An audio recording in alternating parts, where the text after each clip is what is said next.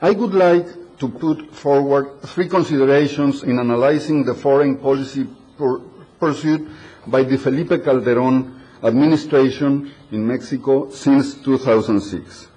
Firstly, the official discursive orientation of its foreign policy seeks to achieve a structural strengthening of the country with respect to the USA, Latin America in general, and Central America in particular, and also the G20 countries in various multilateral forums, mainly middle-ranking regional powers like Brazil or semi-peripheral leadership countries such as Chile, Argentina, and Venezuela in the case of the region.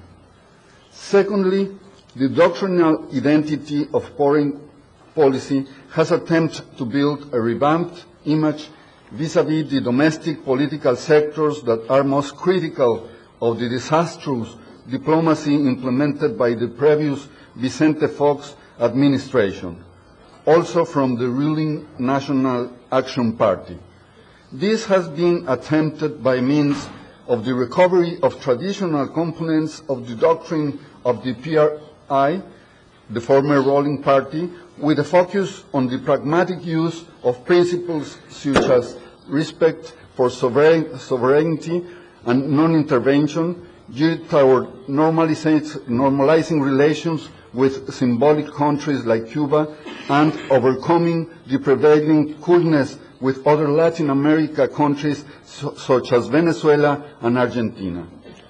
Thirdly, the doctrine and identity that have apparently led Mexican foreign policy to incorporate new paradigms from the global agenda, such as the defense of human rights and the battle against environmental degradation and climate change, are in fact self-interested. They are a means of self-protection for the state against international organization and the international community, given the profound internal political illegitimacy with which Felipe Calderón took office, and subsequently also because of the aggravating condition of social and institutional violence sweeping across the country. Based on these initial postulates, I shall endeavor to establish the hypothesis that foreign policy is an instrument used by the Mexican government to isolate the domestic scene, severely degenerated by the systematic violation of human rights, press freedom, the political freedoms of civil society, etc., from its international visibility. This is a plan for functional breakdown in which the coherence that should exist between the two levels of governance and geopolitical culture, domestic and foreign policy, function as a shield, as impenetrable armor that inhibits criticism and debate instead of the appropriation and deployment of multilateral foreign policy premises. The strategy of covering up against the outside world act as a mirror of the structure that recovered the foreign policy eclecticism of the former PRA regime. One, problems in contemporary Mexican foreign policy thinking. Because of its geopolitical position in North America, Mexico faces a paradox. It would like to be a hinge country, par excellence between the giants of the United States and Latin America, but at the same time also the natural interlocutor between the two regions. However, Mexico faces the contradictions of being a Latin American country that has opted for a strategic project involving far-reaching integration with the North. This can be seen in its enormous trade dependence on the U.S. and the remittances it receives from that country, which came to $23.9 billion in 2007, and make up its second most important source of income after oil revenue. The hard indicators for its economy shows Mexico's average growth rate of 3.6 over the last 3 years is below the figure for countries such as Argentina, Brazil, Chile, and Venezuela. According to the Human Development Report 2007-2008, Mexico is the 52nd in the world rankings in the High Human Development Group and has a Gini index of of 46.1, which indicates a greater social inequality than in Argentina, Chile, Uruguay, and Cuba, although lower than to be found in Brazil, Venezuela, and Colombia. Mexico is a key country in Latin American oil geopolitics. It produces 3.7 million barrels per day of oil, for almost 5% of the world supply, and accounts for 34.7% of regional production, making it the region's main producer ahead of Venezuela. Nonetheless, the level of its reserves fell dramatically from $48 billion barrels in 2005 to 13 in 2009, while Pemex, the oil enterprise, forecast that by 2012 they will be down to only 4.7 barrels of reserves, enough to cover only 3.8 years. This is a dramatic scenario facing the energy model driven by the ruling party and political elite in the National Action Party in Mexico, geared toward the gradual opening up of the oil industry to the private sector as a condition for fostering energy integration with North America. However, federal legislative hostility from the broad progressive front, Frente Amplio Progresista, combined with growing opposition from Mexican civil society, have put up significant resistance to the plan. In the same strategic scenario, Mexico, like Brazil and Argentina, has a nuclear power plant, while in the southeastern state of Chiapas, there are significant untapped reserves of uranium. Both elements are determining factors in foreign policy. As for Mexico's military capability, there has been a steady increase in its defense budget since 2003. According to recent official figures, it spent $6 billion on defense in 2006, equivalent just to 0.5% of its GDP, an outlay that put it in 162 place in the world, behind Brazil and Chile, both above Venezuela.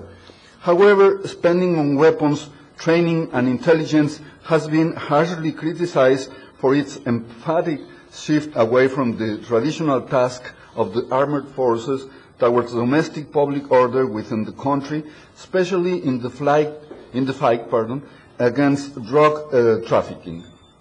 Turning to Mexico's relationships with the key processes and players in the world outside the Americas, its commitment to the development and liberalization schemes imposed by its membership of the Organization for Economic Cooperation and Development, OECD, since 1994, coupled with the sustained debt payment model agreed with the IMF, that means that almost 37% of each peso generated in the Mexican economy goes towards debt repayments.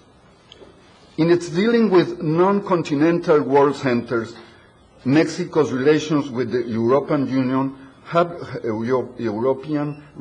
have not supported its business diversification. Since the commercial cooperation agreement signed in 1997, a global strategic partnership with the United States, with the European Union, which might provide it with future world power status, as happened with Brazil has not been achieved. In its relations with Southeast Asia, the most significant step was the signing of an economic association agreement with Japan in 2004. Nevertheless, outreach efforts towards the Association of Southeast Asian Nations have been limited to vague statements and plans. Despite the increase in trade with countries like China, Mexico has no intensive diversification strategy for the region. However, Mexican diplomacy is nurturing a South-South alliance through the Latin American Pacific Rim Initiative, a commercial association that includes Central and South American countries that lie around the Pacific Basin. Furthermore, the Mexican economy delivers little participation and leadership in South-South cooperation plans, not only in Latin America, but also worldwide.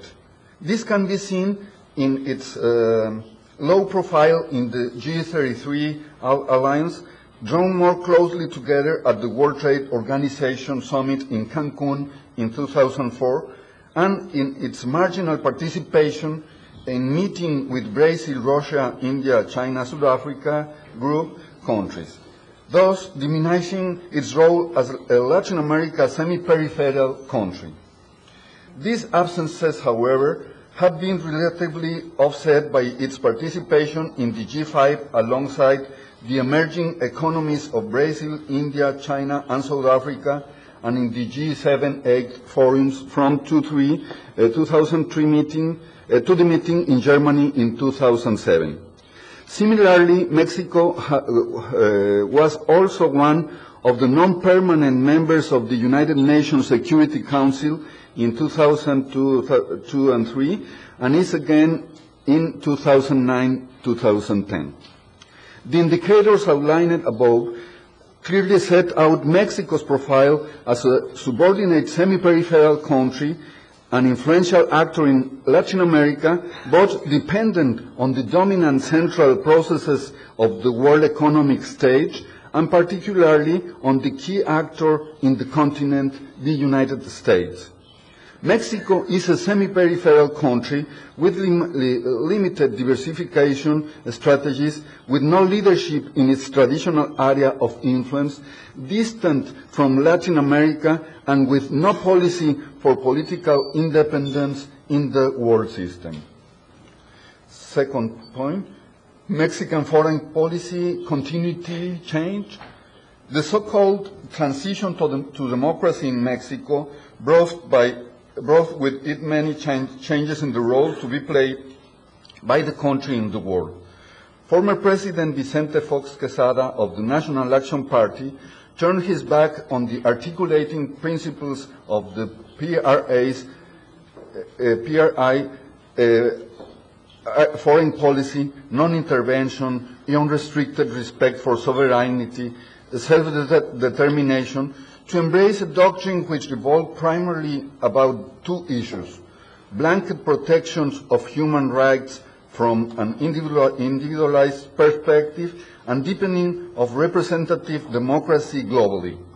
The renewed interest in the so-called liberal agenda was entrusted to the Subsecretariat for Human Rights and Democracy, which served as the flagship for Mexico's positioning strategy in international organizations and the country's various bilateral relationships.